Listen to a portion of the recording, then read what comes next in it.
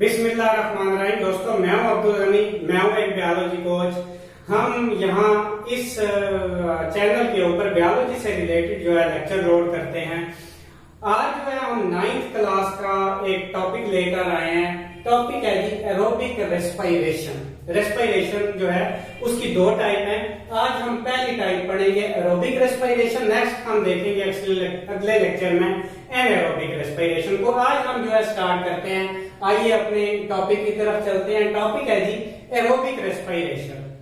Aerobic respiration is the respiration which takes place in the presence of oxygen. Oxygen मौजूद होगी तो aerobic respiration का process होगा। अगर ऑक्सीजन मौजूद नहीं होगी तो एरोबिक रेस्पिरेशन नहीं होगी। ये इसके लिए लाजमी कंडीशन है कि यहाँ पे ऑक्सीजन का मौजूद होना जरूरी है। Aerobic respiration takes place in the presence of oxygen and the process completes in two steps. First step is the breakdown of glucose into two molecules of pyruvic acid. पहला स्टेप जो होता है glucose, ये food है, जो हम food लेते हैं वो क्या है, वो ग्लूकोज है। पहले स्टेप में वो ग्लूकोज टूटेगा, किस चीज में टूटेगा, पायरोविक एसिड में टूटेगा। ग्लूकोज का एक मॉलिक्यूल टूटेगा और पायरोविक एसिड के 2 मॉलिक्यूल्स बनेंगे। दूसरा स्टेप क्या है, pyruvic acid is completely oxidized to give carbon dioxide, water and energy। ये दूसरा स्टेप है। 2 स्टेप्स में एरोबिक रेस्पिरेशन जो है कंप्लीट हुई। दूसरे स्टेप में आप देखें ऑक्सीजन यूटिलाइज हो रही है। जो हम कह रहे हैं कि एरोबिक रेस्पिरेशन में ऑक्सीजन की मौजूदगी लाजमी है। तो दोबारा से आपको वर्डिंग बता रहा हूं। Aerobic respiration is the respiration process which takes place in the presence of oxygen. The process completes in 2 step. The first step is the conversion of glucose into 2 molecules of pyruvic acid and in second step pyruvic acid is oxidized to give carbon dioxide, water and energy।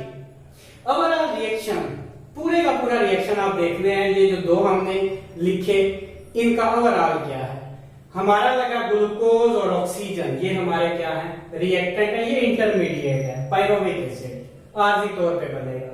तो क्या हुआ, glucose मिला oxygen के साथ, ये देखें glucose plus 6 molecule of oxygen. तो product हमारे पास क्या है, carbon dioxide, water and energy. ये है जी, देखें ओवरऑल रिएक्शन।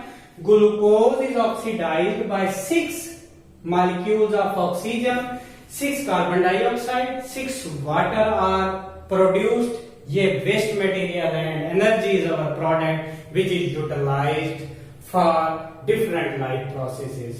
अब ये जो प्रोसेस है ना एरोबिक रेस्पिरेशन का, ये एनाएरोबिक रेस्पिरेशन से बेहतर है, एडवांटेजियस है।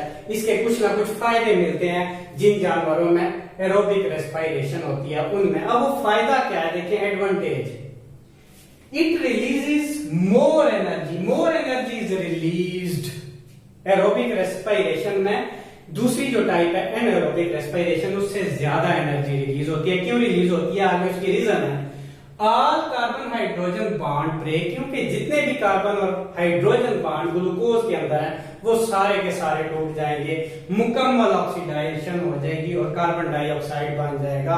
कोई भी ग्लूकोज के अंदर कार्बन हाइड्रोजन बॉन्ड बाकी नहीं रहेगा। ये था जी सारा, जिसमें हमने देखा पहली चीज ऑक्सीजन जरूरी है, उसके 2 स्टेप्स, उसके ओवरऑल रिएक्शन और एरोबिक रेस्पिरेशन की एडवांटेज देखी एनाएरोबिक रेस्पिरेशन के ऊपर। ये था जी एरोबिक रेस्पिरेशन। नेक्स्ट लेक्चर में हम देखेंगे कि एनाएरोबिक रेस्पिरेशन क्या है।